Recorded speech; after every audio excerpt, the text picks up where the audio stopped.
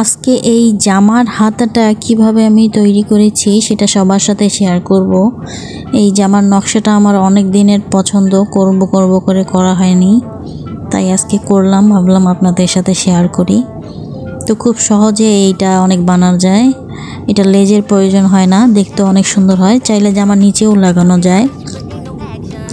তো প্রথমে আমি আমার জামাটার হাতা সুন্দর করে কেটে নিয়েছি।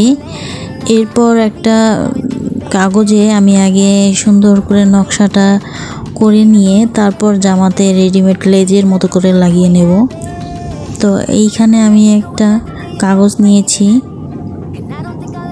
কাগজটা হচ্ছে লম্বার, এই সাইডটা হচ্ছে 1.5 ইঞ্চির মতো, 1.5 ইঞ্চি। এটা হচ্ছে লম্বা, আর এটা 2 ভাঁজ করে এই সাইডে নিয়েছি 1 ইঞ্চি, মানে 1 ইঞ্চি 1 ইঞ্চি 2 ইঞ্চি, আর এই সাইডে আছে 1.5 ইঞ্চি।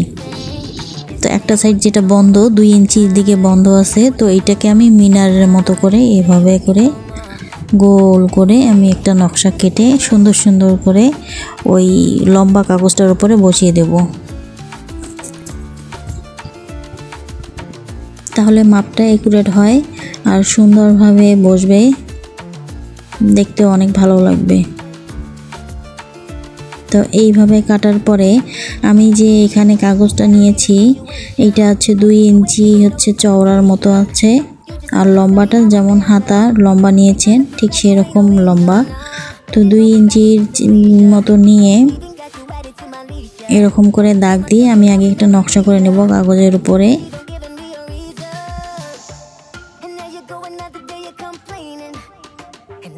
এভাবে পুরোটাই করে নেবেন।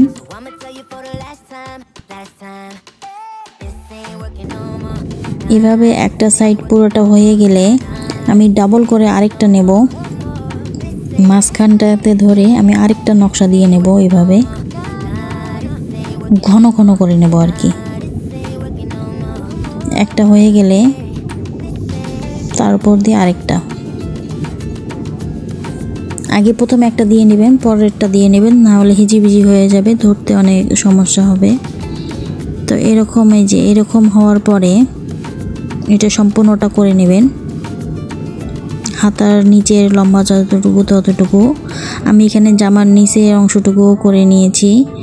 আর এই যে আমি ডোরটা বানিয়েছি, এই ডোরটা আমি এই কাপড়ের উপর দিয়ে, সরি কাপড় না, কাগজটার উপর দিয়ে আগে বসিয়ে নেব। এভাবে বসিয়ে একটা সেলাই দিয়ে নেব এইভাবে।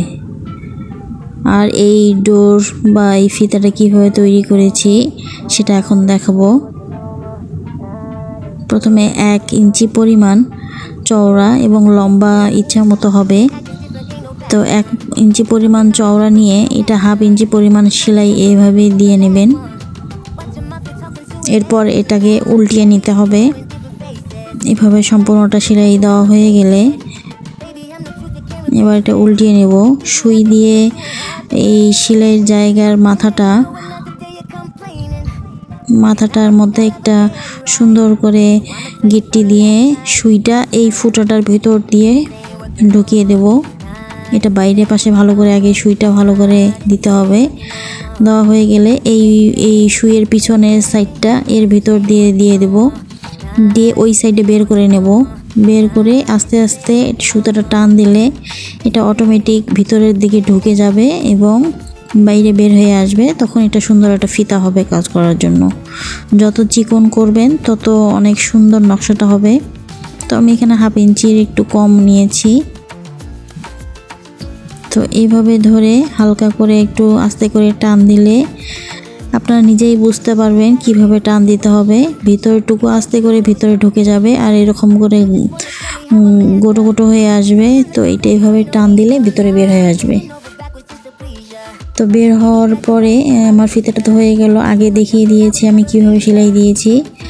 তো এই যে সেলাই হয়ে গেছে আমার, আমি শুধু মাথাটা করে সেলাই দিয়েছি কাগজের। এবার আমি হাতার নিচে ডাইরেক্ট বসিয়ে দেব, কাগজটা সহ বসিয়ে দেব। পরে এটাকে তুলে নেব জামার নিচের অংশটুকু অথবা হাতার নিচের অংশটুকু, এভাবে দিলে অনেক সুন্দর দেখা যায়। তো এইটাকে যেরকম করে আমরা মুড়িয়ে দেই, সেম একইভাবে আমরা মুড়িয়ে দিয়ে এটার ভিতর সাইড দিয়ে এভাবে সেলাই করে দেব। এভাবে এদিক দিয়ে।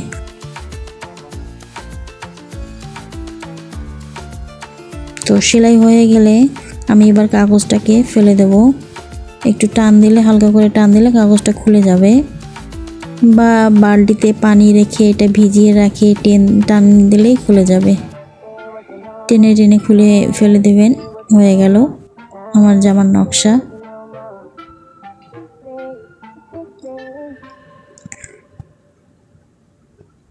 তো হাতার নকশাটা এরকম হয়েছে।